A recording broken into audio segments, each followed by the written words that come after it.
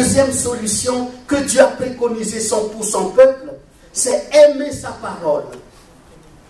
Aimer sa parole, s'attacher à sa parole, transmettre sa parole, se référer à sa parole. C'est ce qu'il dit au verset 6 à 9. Lorsque Dieu dit verset 6 à 9, nous pouvons le relire, s'il vous plaît, Deutéronome chapitre 6, verset 6 à 9, lorsque Dieu dit,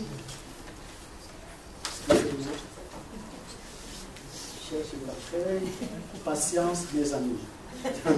Lorsque Dieu dit ceci, et ces commandements, c'est-à-dire sa parole, et ces commandements que je te donne aujourd'hui seront dans ton cœur. Tu les inculqueras à tes enfants et tu en parleras quand tu seras dans ta maison, quand tu iras en voyage, quand tu te coucheras et quand tu te lèveras.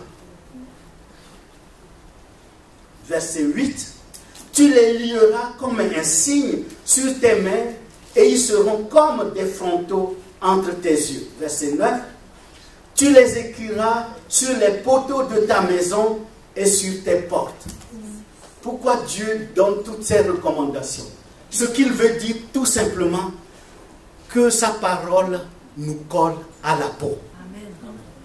Que la parole de Dieu nous colle à la peau. Un jour, j'avais prêché quelque part et puis il y a une personne qui dit, quelqu'un a dit, moi j'aimerais aimer la parole de Dieu, comme le pasteur prêche. J'aimerais être amoureux de la parole de Dieu.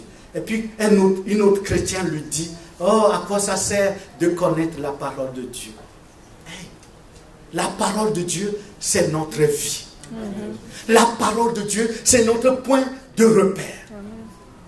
Surtout les derniers temps que nous vivons. Le Seigneur nous a avertis dans Matthieu chapitre 24. Si quelqu'un vient, il peut être un loup ravisseur, portant la peau d'agneau. Mais comment tu peux le détecter? C'est à la lumière de la parole de Dieu. Amen. Si le diable vient pour te séduire, te tromper, pour t'égarer, en te disant, viens ici, comme Jésus nous a avertis. Waouh, lui, il a l'affaire. Quelle affaire?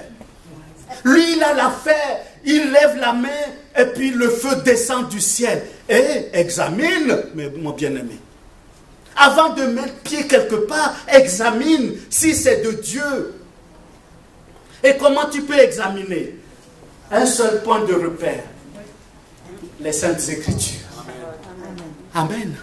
Ainsi, nous ne serons pas ballottés de gauche à droite. Nous marcherons selon la parole. Notre fondement, notre vie, notre point de repère, notre but. Amen. Vous vous souvenez, Jean chapitre 6, le Seigneur a fait le miracle. Il a transformé, il a multiplié 5 pains, 2 poissons. Les gens mangeaient. Mais lorsque le Seigneur commençait à prêcher la parole, à enseigner la parole, les gens disaient, ces paroles sont dures. Alors ils se sont détournés. Plus loin, au chapitre 8, tout d'un coup, Jésus pose la question aux apôtres. Et vous, voulez-vous aussi les suivre? Qu'est-ce que Pierre a dit? Seigneur, à qui autre irions-nous? Tu as les paroles de la vie éternelle. Amen. Notre point d'attache, c'est la parole. Lorsque Dieu a appelé Josué au chapitre 1er pour lui donner les instructions, avant d'entrer dans la terre promise, pour conquérir la terre promise, Dieu dit à Josué au verset 7 jusqu'au verset 9, que ces paroles, que ma parole ne s'éloigne point de toi. Ne te détourne ni à gauche ni à droite. Médite-la quand? Jour et nuit. C'est alors que tu réussiras. C'est alors que tu auras du succès. Et Dieu termine en disant au verset 9, je serai avec toi. Ne pensons pas que Dieu va nous approuver, va nous appuyer quand nous marchons en ennemi de la parole. Ne pensons pas que Dieu va se mettre en accord avec nous quand nous marchons en ennemi de la croix. Ne pensons pas que Dieu va mettre ses bénédictions sur nous lorsque nous ne marchons pas selon la parole. Quand nous marchons selon la parole, si la parole de Dieu est notre seul point de repère, même les gens du monde, comme le peuple d'Israël l'a fait, en voyant ce que les peuplades, les peuples païens font, et en apparence, qui ont une bonne vie, nous ne serons pas impressionnés. Ce qui nous impressionne, c'est la parole de Dieu. Amen. Ce qui nous impressionne, c'est notre roi, notre Seigneur, auquel nous sommes attachés. Amen. Voilà pourquoi Dieu donne un seul point de repère à son peuple. L'aimer, aimer sa parole.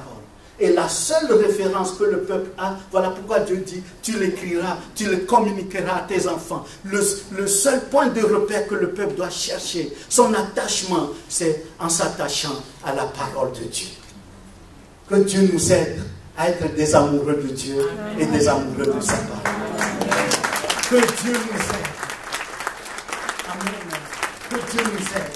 Lorsque nous préparions les services de Hernan, Maman Rosa, Maman Paulina, je vous demander de vous lever pour les gens qui ne vous ont pas vu l'autre dimanche.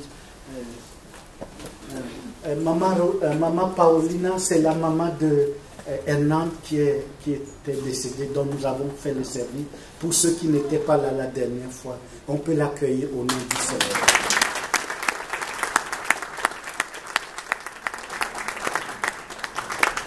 Alors, lorsque nous préparions le service, les journalistes sont venus pour m'interviewer. Alors j'ai dit, nous avons l'espérance. Parce qu'ils m'ont dit, mais comment se fait-il qu'il y a la mort et puis il y a la joie? Oui, parce qu'il y a la mort, oui, certes, nous pleurons, mais nous ne pleurons pas comme ceux qui n'ont pas d'espérance.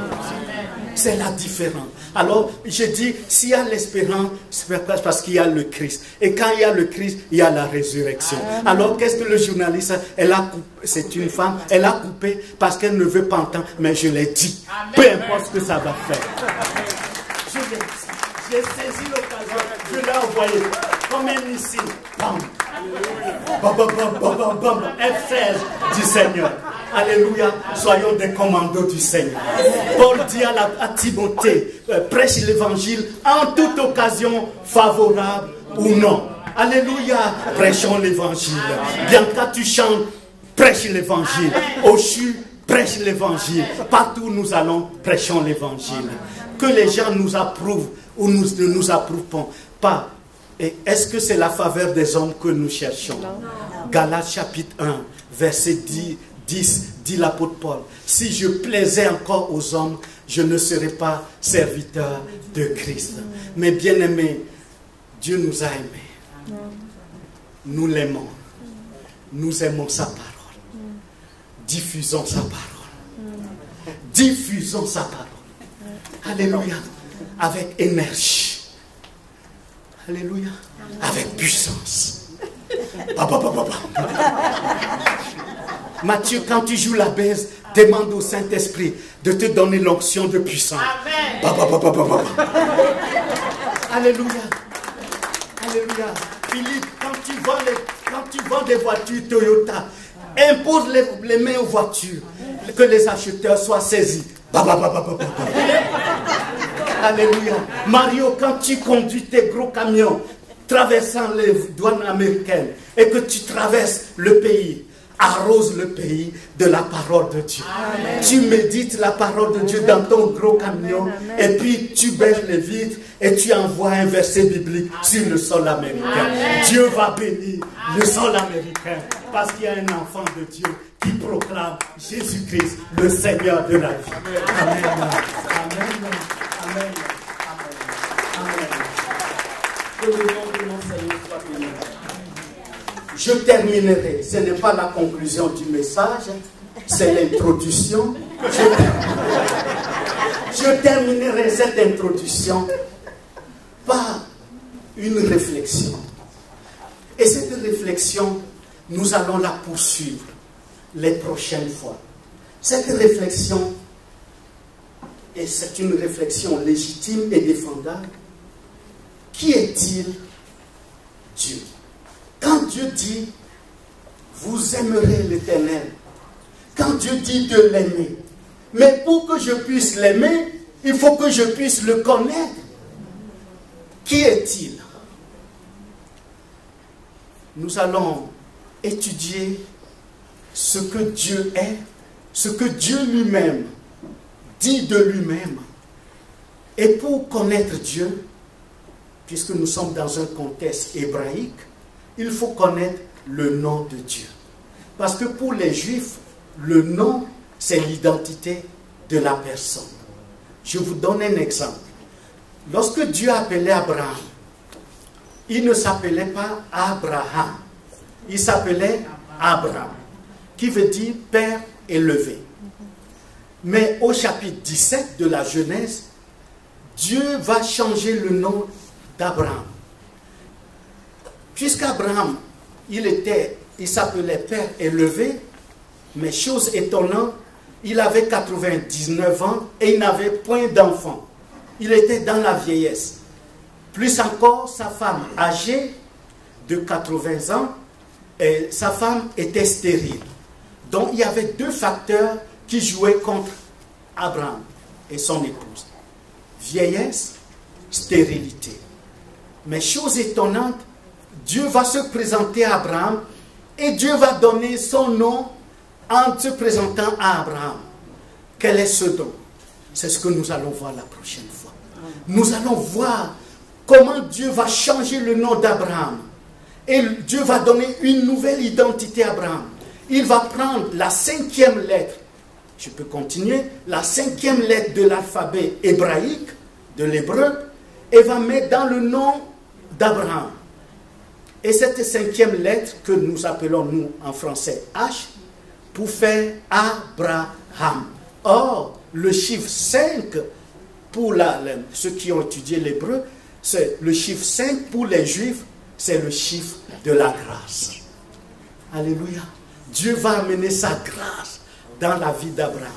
Et Abraham va devenir père de multitudes. Une nouvelle identité. Quel est le nom de Dieu? Qui est ce Dieu? Et c'est ce que nous allons apprendre la prochaine fois. Allons-y et aimons le Seigneur. Aimons sa parole. Que Dieu nous bénisse en abondance.